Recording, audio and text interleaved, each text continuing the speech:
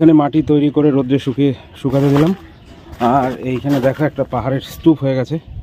আর এর মধ্যেই করব হচ্ছে ধাপ চাষ। ধাপে ধাপে পাহাড়ে যেইভাবে চাষ করা হয়, তো ছাদেও এরকম ধাপ চাষ পদ্ধতিতেই চাষ করব। কারণ তাহলে যেটা হবে, চারদিক থেকে যে গাছগুলো লাগাবো তার পাতা ফুল ফল সংগ্রহ করা খুবই সহজ হবে এবং মাটির লেয়ারটাও মোটা থাকবে, ফলে মাটিটা সহজেই ড্রাই হবে না, ভেতরের মাটিটা ময়েশ্চারযুক্তই থাকবে এবং গাছগুলো ভালো হবে। অল্প জায়গার মধ্যে এই চারদিক থেকে শুরু করে ওপর পুরোটার মধ্যেই কিন্তু চাষ করব ভেবেছি। তো দেখি কি হয়, আর যাই কিছু হচ্ছে না কেন তোমাদের সাথে শেয়ার করছি। তো দেখতে থাকো।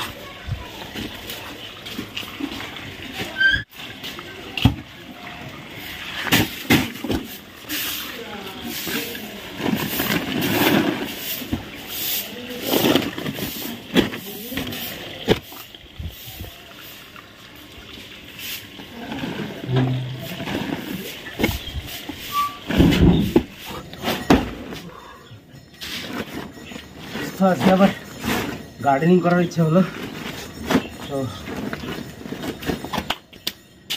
গার্ডেনিং করার জন্য এইখানে গতবারের দেখো প্রচুর মাটি রয়ে গেছে, কিন্তু মাটিগুলো খারাপ হয়ে গেছে। তো এইটাকে আবার রিসাইকেল করব মাটিটাকে।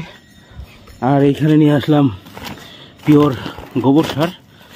তো এই হাফ বস্তা গোবর সার আর এই যে পুরানো মাটিটা রয়েছে, এই মাটিটাকে সরিয়ে দিয়ে মাটিটাকে ভালো করে রোদ্রে শুকিয়ে নেব।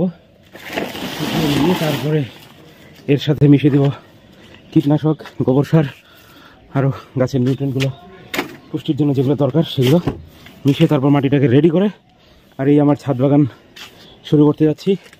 কিছু সবজি লাগাবো, শীতের সিজন চলে আসছে, তো বাড়ির থেকে যেই সবজিগুলো ব্যবহার করতে পারি, দেখতেও ভালো লাগবে, খেতেও ভালো লাগবে। তো এইটাকে নিয়েছি, সাইড করে দিয়ে এই মাটিটাকে ঝুড়ে করতে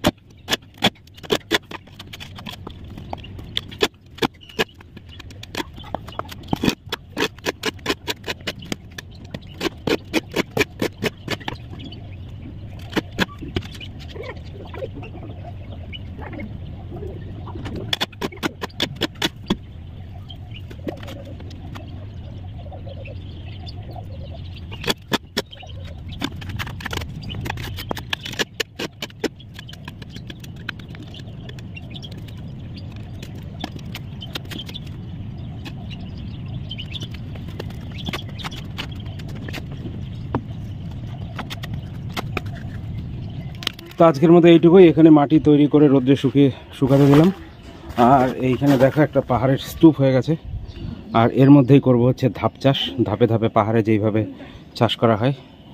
তো ছাদেও এরকম ধাপ চাষ পদ্ধতিতেই চাষ করব, কারণ তাহলে যেটা হবে চারদিক থেকে যেই গাছগুলো লাগাবো তার পাতা ফুল ফল সংগ্রহ করা খুবই সহজ হবে এবং মাটির লেয়ারটাও মোটা থাকবে, ফলে মাটিটা সহজেই ড্রাই হবে না, ভেতরের মাটিটা ময়েশ্চারযুক্তই থাকবে এবং গাছগুলো ভালো হবে। অল্প জায়গার মধ্যে এই চারদিক থেকে শুরু করে ওপর পুরোটার মধ্যেই কিন্তু চাষ করব ভেবেছি। তো দেখি কি হয়, আর যাই কিছু হচ্ছে না কেন তোমাদের সাথে শেয়ার করছি। তো দেখতে থাকো, ভিডিওটা ভালো লাগলে লাইক করে দিও, চ্যানেলে যারা নতুন রয়েছে চ্যানেলটিকে সাবস্ক্রাইব করে দিও। দেখা হচ্ছে নেক্সট ডেতে। আজকের মতো এই পর্যন্তই।